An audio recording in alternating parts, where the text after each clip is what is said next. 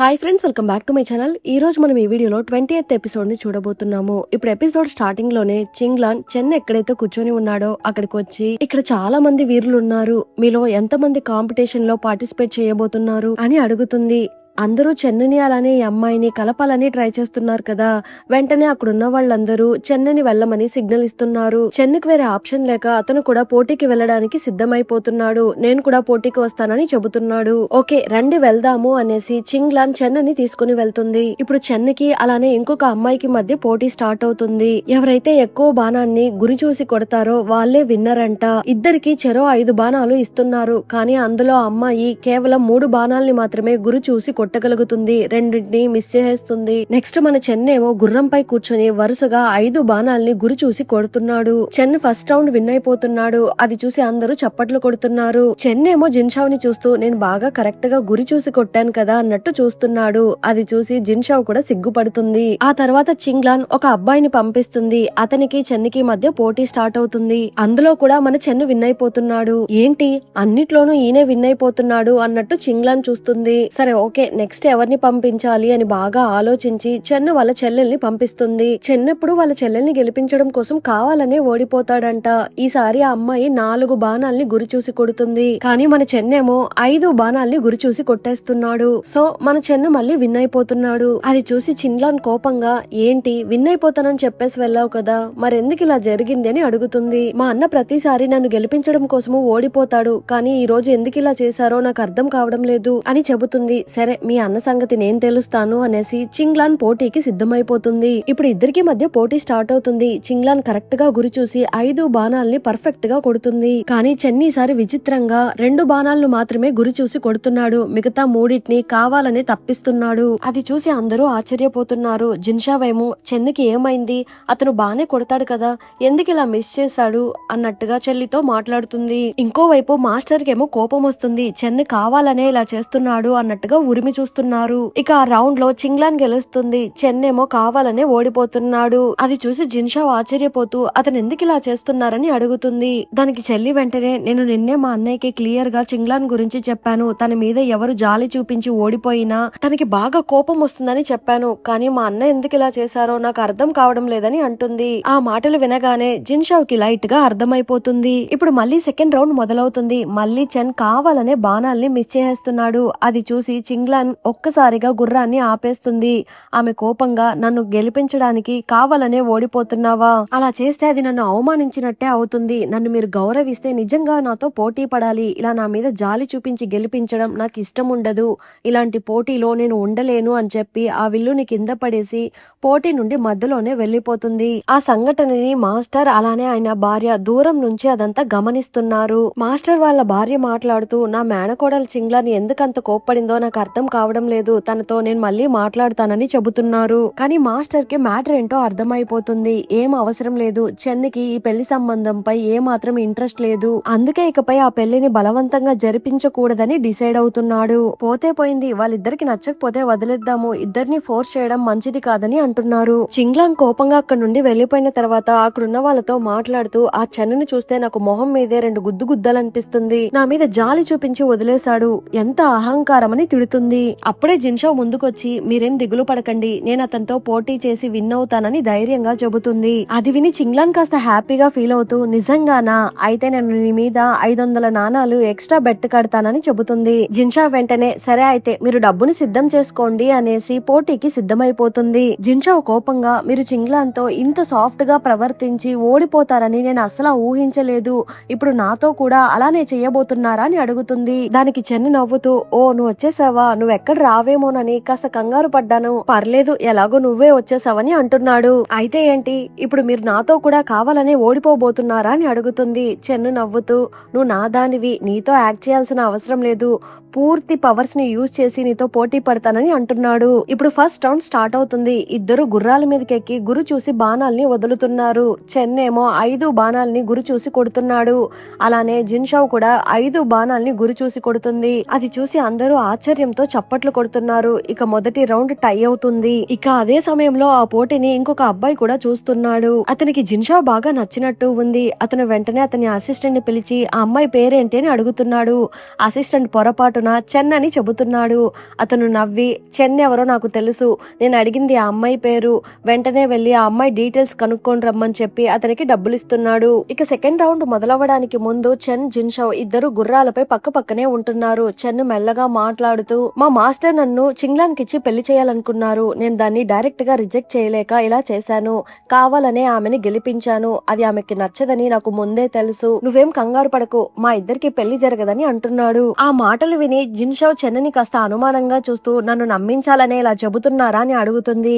అది విని చెన్ను నవ్వుకుంటున్నాడు. ఇప్పుడు సెకండ్ రౌండ్ మొదలవుతుంది. మళ్ళీ ఇద్దరు ఈక్వల్ గా కొడుతున్నారు. ఇక సెకండ్ రౌండ్ కూడా టై అయిపోతుంది. జిన్షా చెన్నుకి ఈక్వల్ గా పోటీ పడడం చూసి చెంగ్లాన్ హ్యాపీగా ఫీల్ అవుతూ నవ్వుకుంటుంది. జిన్షా మీద ఇంకా ఎక్కువగా బెట్ కట్టడం మొదలు పెడుతుంది. ఈ పోటీ చాలా ఉత్కంఠంగా సాగడంతో అక్కడున్న వాళ్ళందరూ బెట్ అమౌంట్ ని పెంచుతున్నారు. ఫైనల్ రౌండ్ కి వెళ్లే ముందు జిన్షా అలానే చెన్ను కాసేపు రెస్ట్ తీసుకుంటున్నారు. జిన్షా చెన్నుని ఒక ప్రశ్న అడగడం మొదలు పెడుతుంది. ఆ రోజు నీ గుర్రం నా దగ్గరికి ఎలా వచ్చిందని అడుగుతుంది. చెన్ను నవ్వుతూ నువ్వు ఎప్పుడు ఓస్మంతాస్ పర్ఫ్యూమ్ ని వాడుతావు, నేను దాన్ని నా గుర్రానికి వాసన చూపించి అలవాటు చేశాను, అందుకే నా గుర్రం నీ వాసన గుర్తుపట్టి నీ దగ్గరకు వచ్చిందని చెబుతున్నాడు.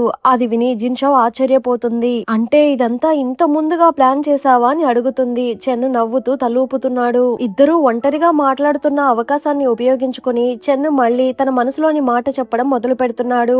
నేను ఇంతకు ముందు చెప్పిన పెళ్లి విషయం గురించి మళ్ళీ ఆలోచించావా అని అడుగుతున్నాడు. నేను బాగా ఆలోచించాను. ఇంకెవరైనా మిమ్మల్ని పెళ్లి చేసుకుంటే వారికి హోదా వస్తుంది, గౌరవం వస్తుంది, ధనం వస్తుంది.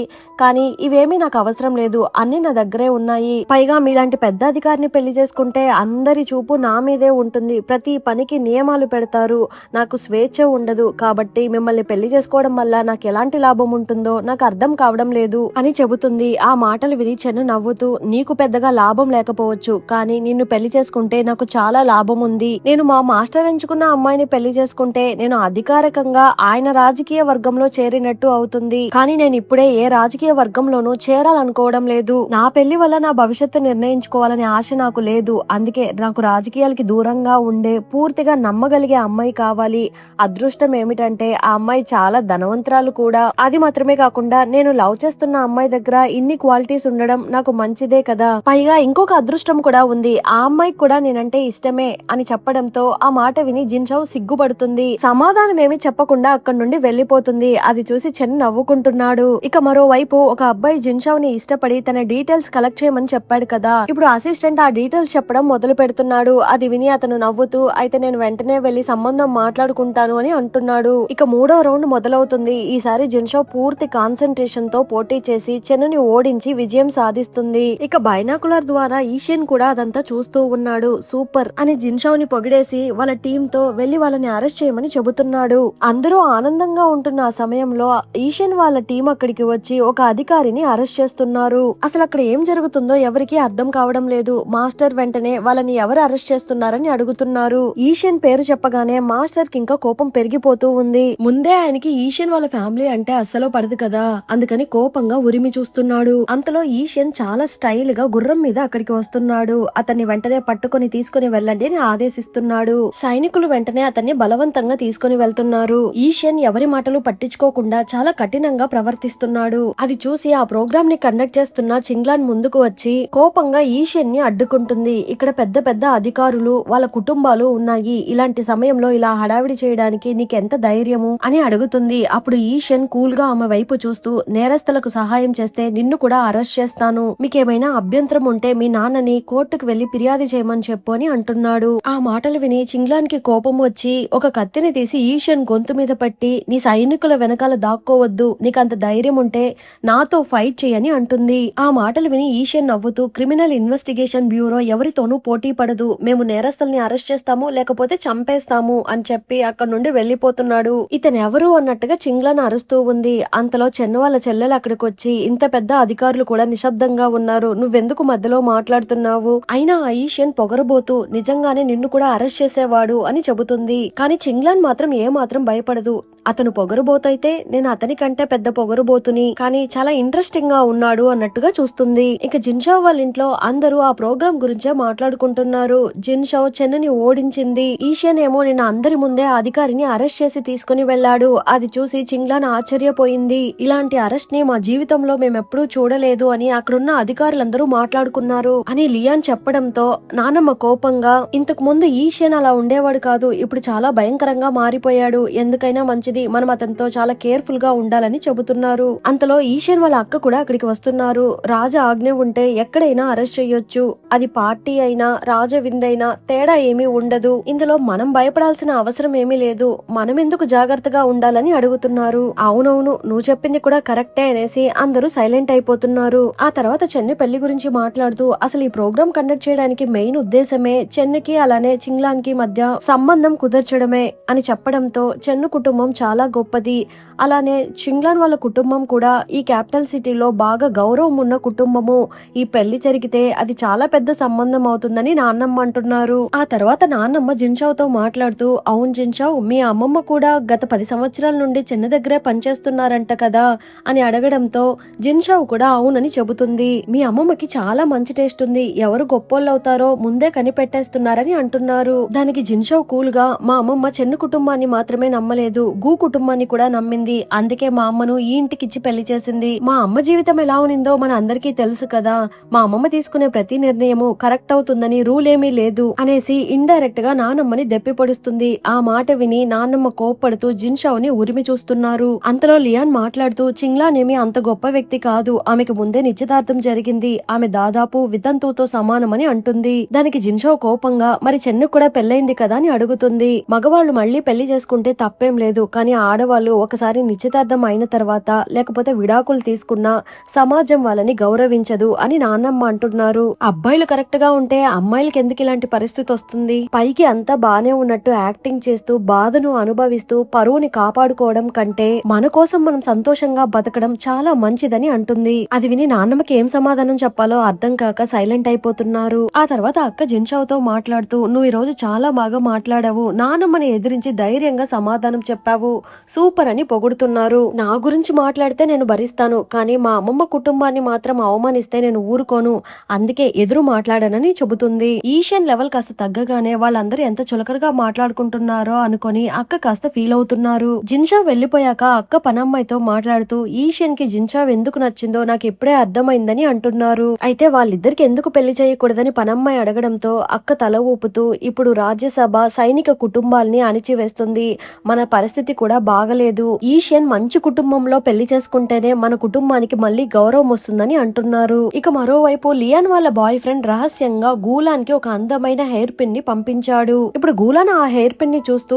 అతను ఎంత దుర్మార్గుడో చూడు, దీని గురించి బయట ఎవరికైనా తెలిస్తే నాకు చెడ్డ పేరు కలుగుతుంది, ఒకవేళ ఈ విషయం లియాన్ కి తెలిసినా నేనే అతన్ని ఆకర్షిస్తున్నాను అనుకుని నా మీద కోప్పడుతుంది, అలానే అసూయ పడుతుందని భయపడి ఆ హెయిర్ పిన్ ని దాచిపెట్టమంటుంది. ఈ విషయం ఎవరికీ తెలియకూడదని చెప్పడంతో పని మనిషి కూడా ఓకే చెబుతుంది. మా అమ్మ నాతో ఉండుంటే నాకు ఇలాంటి పరిస్థితి వచ్చేదా, నేను మళ్ళీ మా అమ్మని తిరిగి తీసుకొని రావడానికి ఏదో ఒకటి ప్రయత్నించాలని అనుకుంటుంది. ఇక మరోవైపు జిన్షావ్ గూరాంగ్ తో మాట్లాడుతూ, నేను ఇక్కడ కొత్త బిజినెస్ ని స్టార్ట్ చేయబోతున్నాను, ఒక మంచి హోటల్ స్టార్ట్ చేయబోతున్నాను, అందులో ఓన్లీ మహిళలు మాత్రమే రావాలి, వాళ్ళు స్వతంత్రంగా టీ కాఫీలు తాగొచ్చు, నాటకాలు చూడొచ్చు, అసలు అబ్బాయిలకి ఇక్కడ ప్రవేశమే ఉండదు అని చెప్పడంతో, నువ్వు సాంచీకి వెళ్ళాలనుకున్నావు కదా, ఇప్పుడు ఇక్కడెందుకు వ్యాపారం స్టార్ట్ చేయబోతున్నావని గూరాంగ్ అడుగుతున్నాడు. నేను సాంచీకి వెళ్ళినా ఇక్కడ వ్యాపారం ఆగదు, ఇది నాకు ఒక సేఫ్టీ ప్లాన్ లాంటిది, సరే నువ్వు ఇంక ఊరికి బయలుదేరు అనేసి గూరాంగ్ ని అక్కడి నుండి పంపించేస్తుంది. ఆ తర్వాత జిన్షావ్ ని ఇష్టపడుతున్న వ్యక్తి అక్కడికి వస్తున్నాడు. అతని పేరు వాంగ్ అంట. నిన్న జరిగిన పోటీల వల్ల నేను రాత్రంతా నిద్రపోలేదు, నాకు నువ్వంటే చాలా ఇష్టము, రా మనం ఇద్దరం కలిసి భోజనం చేద్దాము అనేసి జిన్షావ్ చెయ్యి పట్టుకొని లాగుతున్నాడు. అది చూసి జిన్షావ్ కోపంగా, నీకు బుద్ధి లేదా అని తిడుతుంది. ఏంటి చాలా ఎక్కువగా మాట్లాడుతున్నావు అనేసి జిన్షావ్ చెయ్యి పట్టుకోవడానికి ట్రై చేస్తున్నాడు. కానీ జిన్షావ్ వాళ్ళ అసిస్టెంట్ కి కరాటే బాగా తెలిసినట్టు ఉంది. అతని చెయ్యి పట్టుకొని అతని 4 గుద్దు కింద పడేస్తుంది. నిన్నేం చేస్తానో చూడు అనేసి అతను అరుస్తున్నాడు. ఇక్కడేమో మాస్టర్ చెన్నుని పిలిపించి మాట్లాడుతున్నాడు. ఏంటి చెన్, నీకు చింగ్లాన్ కి మ్యారేజ్ సెట్ అయ్యేలా లేదే అని అడుగుతున్నాడు. అవును మాస్టర్, చింగ్లాన్ కి నేను ఒక పొగరుబోతు వాడిలా కనిపిస్తున్నానేమో, తను ఎందుకు నన్ను అలా చూస్తుందో నాకే అర్థం కావడం లేదు అనేసి అమాయకుడిలాగా యాక్ట్ చేస్తున్నాడు. మేడం వెంటనే నీకు చింగ్లాన్ కి మధ్య మ్యాచ్ ఫిక్స్ చేద్దామని అనుకున్నాము, కానీ మీ ఇద్దరికి సెట్ కావడం లేదు. నీకు ఎలాంటి అమ్మాయి కావాలో ఎప్పుడూ నిన్ను అడగలేదు. తప్పు నాదే. నీకు ఎలాంటి అమ్మాయి కావాలని అడుగుతున్నారు. నాకు పెళ్లైన వెంటనే నా భార్య చనిపోవడంతో నాకు పెళ్లి మీద ఉన్న ఇంట్రెస్ట్ తగ్గిపోయింది. నేనేమీ పెద్దగా ఆశించడం లేదు. అమ్మాయి కాస్త తెలివైందైతే చాలు అనేసి చెన్న అక్కడి నుండి వెళ్లిపోతున్నాడు. అది చూసి మేడం అతను నిజంగా నిరుత్సాహపడినట్టు కనిపిస్తున్నాడని అంటున్నారు. పోవే పిచ్చిదానా, నువ్వు నిజంగా అతన్ని నమ్ముతున్నావా? అతనికి మొదటి నుండే ఈ మ్యాచ్ నచ్చలేదు. నేను ఒత్తిడి చేయడంతో ఒప్పుకున్నాడు. ఆ రోజు కావాలని చింగ్లన్ దగ్గర ఓడిపోయి కావాలని ఆమెకి కోపం తెప్పించి మన నోటితోనే ఈ సంబంధం కరెక్ట్ కాదని ప్రూవ్ చేశాడు అని చెప్పడంతో అతను ఎంత బాగా యాక్ట్ చేశాడు. నేను కూడా అతని మాటల్ని నమ్మేశానని అంటున్నారు. ఇక్కడేమో గోలాన్ జిన్షావ్ ని మీట్ అయ్యి మాట్లాడుతుంది. తన దగ్గరున్న డబ్బులు నగలు అన్ని జిన్షావ్ కి చూపిస్తూ నేను కూడా నీ వ్యాపారంలో భాగస్వామి అవ్వాలనుకుంటున్నాను. ఇది నేను చాలా సంవత్సరాలుగా కొద్దిగా దాచుకున్న డబ్బు. అన్ని లెక్క పెట్టాను. సుమారు 8,000 ఉంటాయి. ఇది మొత్తం నీకే ఇస్తాను. చూసావా, లియాన్ పెళ్లి కోసము 20,000 వెండి నాణాలు కట్నం సిద్ధం చేశారు. కానీ తర్వాత అది 2,000కి తగ్గించేశారు. అది చూసిన తర్వాత నాకు ఒక మ్యాటర్ అర్థమైంది. క్యాపిటల్ సిటీలో అమ్మాయి భవిష్యత్తు కోసము చాలా డబ్బులు కావాలి. మా అమ్మేమో ఇంకా ఆలయంలోనే బాధపడుతుంది. నాన్న మీద నాకు అస్సలు నమ్మకం లేదు. నా భవిష్యత్తుని నేనే చూసుకోవాలి. అందుకే డబ్బు సంపాదించాలి. ఏ వ్యాపారమైనా నాకు అభ్యంతరం లేదు. కొంచెం లాభం వచ్చినా సరిపోతుంది. నాకు పెద్దగా ఆశ లేదు. ప్లీజ్ నన్ను కూడా భాగస్వామిగా చేర్చుకో అని అడుగుతుంది. కానీ జిన్షావ్ అందుకు ఒప్పుకోవడం లేదు. వ్యాపారం అంటే ఎప్పుడూ లాభమే కాదు, నష్టాలు కూడా వస్తాయి. నష్టం వచ్చినా భయపడకుండా ముందుకు వెళ్లే ధైర్యం ఉండాలి. కానీ నువ్వు ప్రతి విషయంలోనూ సేఫ్ గా ఉండాలని చూస్తున్నావు. అలాంటి వాళ్లతో నేను ఎప్పుడూ వ్యాపారం చెయ్యను అని చెబుతుంది. ఇక్కడేమో చెన్ను కుటుంబంలో అందరూ కలిసి భోజనం చేస్తుంటారు. అప్పుడే చెన్షువాన్ కూడా అక్కడికి వస్తున్నాడు. ఏంట్రా ఈ రోజు నీకు సెలవా అని చెన్ను అడుగుతుంటే కొన్ని పుస్తకాలు తీసుకుని వెళ్ళడానికి వచ్చాను అంకుల్ అని అంటున్నాడు. అమ్మ వెంటనే ఇప్పుడు నీకు ఉద్యోగం కూడా వచ్చింది. అందుకే నీకు వాన్షుకి ఈ ఏడాది చివరిలో పెళ్లి చేద్దాం అనుకుంటున్నాము. దానికి చెంగ్షువాన్ కాసేపు సైలెంట్ గా ఉండి ఈ ఏడాది నాకు కుదరకపోవచ్చు అని చెప్పడంతో అందరూ ఆశ్చర్యపోతున్నారు. చెన్ను కూడా చెంగ్షువాన్ ని ఉరిమి చూస్తున్నాడు. భీమాన్ లో ఒక మంచి కాలేజ్ ఉంది. అక్కడికి వెళ్లి ఒక చిన్న కోర్స్ ని కంప్లీట్ చేసి వద్దాం అనుకుంటున్నాను అని చెబుతున్నాడు. ఆ మాటలు విని చెన్నుకి కూడా కాస్త అనుమానంగానే ఉంది. కానీ ఓకే చెబుతున్నాడు. దానికి చెన్ వాళ్ళ చెల్లెలు వెంటనే అక్కడికి వెళ్లి రావడానికి చాలా నెలలు పడుతుంది. అంటే వాన్షుతో పెళ్లి మళ్ళీ వాయిదా పడుతుంది. పాపం వాన్షు అని చెబుతుంది. చెంగ్షువాన్ రూమ్ కి వచ్చిన తర్వాత ఊరెళ్ళడానికి అన్ని సర్దుకుంటున్నాడు. ఆ సమయంలో ఫస్ట్ టైం జిన్షావ్ అతనికి ఒక గిఫ్ట్ ఇచ్చింది కదా, అదే ఆ ఇంక్ స్టోన్. దాన్ని తీసుకొని జిన్షావ్ ని తలుచుకుంటూ నవ్వుకుంటున్నాడు. అతను ఇంకా జిన్షావ్ నే ఇష్టపడుతున్నట్టు ఉన్నాడు. అంతలో అసిస్టెంట్ అక్కడికి వచ్చి మీరు జిన్షావ్ ని లవ్ చేసుంటే ఇక్కడ నుండి వెళ్లాల్సిన అవసరమే ఉండేది కాదు అని చెప్పడంతో ఇంకొకసారి ఇలా మాట్లాడితే నేను ఉద్యోగం నుండి పీకేస్తానని బెదిరిస్తున్నాడు. ఇక్కడేమో ఈషియన్ కి చింగ్లాన్ దగ్గర నుండి ఒక ఇన్విటేషన్ అందుతుంది. మా మేడం మిమ్మల్ని భోజనానికి ఇన్వైట్ చేశారని చెబుతున్నాడు. చింగ్లాన్ కి సమాధానం చెబుతున్నాడు. అతను భయపడుతూ మీ మేడం అంత ఖాళీగా ఉంటే ఏమైనా పని చేసుకోమని చెప్పు అని చెప్పారు. ఇంకేం చెప్పలేదు మేడం అని అంటున్నాడు. ఆ మాటలు విని చింగ్లాన్ నవ్వుతూ అతను చాలా ఇంట్రెస్టింగ్ గా ఉన్నాడు. ఇలాంటి పర్సన్ ని కలిసి చాలా రోజులైందని అనుకుంటుంది. ఇక మరోవైపు చెన్నుకి ఒక న్యూస్ అందుతుంది. వాంగ్ ఉన్నాడు కదా, అతను జిన్షావ్ ని ఇష్టపడుతున్నాడంట. అతను త్వరలోనే జిన్షావ్ వాళ్ళ ఇంటికి మ్యారేజ్ ప్రపోజల్ చేయబోతున్నాడంట అని చెబుతున్నాడు. చెన్ను కోపంగా వాడికి అర్హతే లేదు, వాడికి ఎంత ధైర్యమో, అలా జరగనివ్వనని అంటున్నాడు. అంతటితో ఎపిసోడ్ ఎండ్ అయింది. మళ్ళీ నెక్స్ట్ ఎపిసోడ్ లో కలుద్దాం. ఈ ఎపిసోడ్ ఎలా ఉన్నిందో తప్పకుండా కమెంట్ చేయండి. ప్లీజ్ సపోర్ట్ చేయండి. Thanks for watching.